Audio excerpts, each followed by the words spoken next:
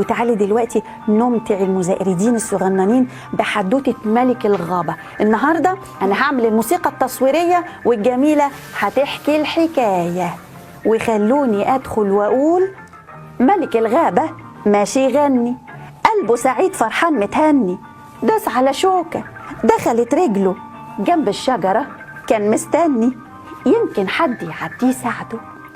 كان في أسد ماشي في الغابة مبسوط وسعيد، وفجأة دخلت في رجله شوكة يا حرام، وقعد يبكي ويبكي ويدور على حد يمكن حد يعدي يساعده، فما لقاش حد، فقال أما اقعد استنى جنب الشجرة يمكن حد يعدي يساعدني.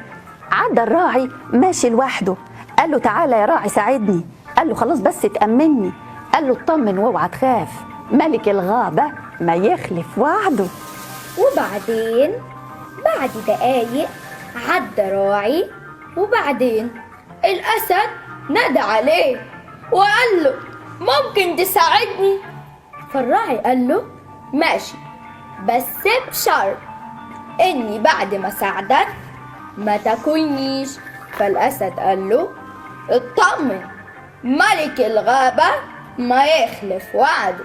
شال الشوكة الأسد ارتاح واتملى قلبه بالأفراح، خير في سلامة وسابه راح.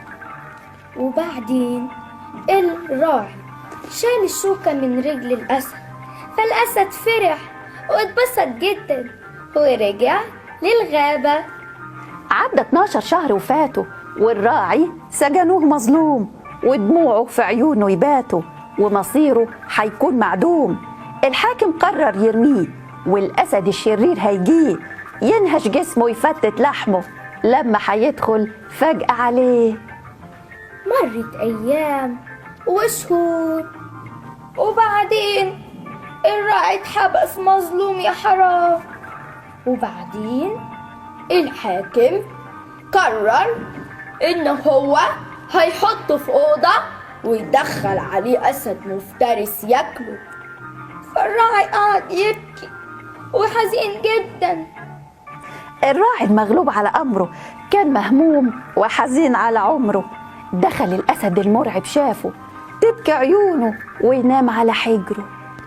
فلما دخل الأسد على الراعي، الأسد شاف الراعي وهو بيبكي، فالأسد حزن جدا وراح نام على رجل الراعي.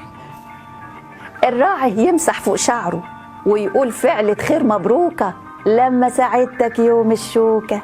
وبعدين لما الأسد نام على رجل الراعي قعد يمسح فوق شعره وقال: فعلة خير مبروكة لما ساعدتك يوم الشوكة. سأل الحاكم عن قصتهم، يومها تعجب من حكايتهم. قال: فليحيى فعل الخير، ملعونة الكلمة الكذابة. الراعي يروح لولاده والسبع بيرجع للغابة. وبعدين الحاكم استغرب جدا، وبعدين سأل الناس عن حكايته فاستعجب جدا من القصة. وبعدين قال إنه هو لازم يطرد صلاح الراعي. وبعدين الراعي روح لولاده وهو مبسوط وسعيد، وكمان الأسد راح الغابة وهو سعيد وفرحان. وتوتة توتة فرغت الحدوتة، يا رب تكون حلوة ولا تكونش أبدا ملتوتة. الله.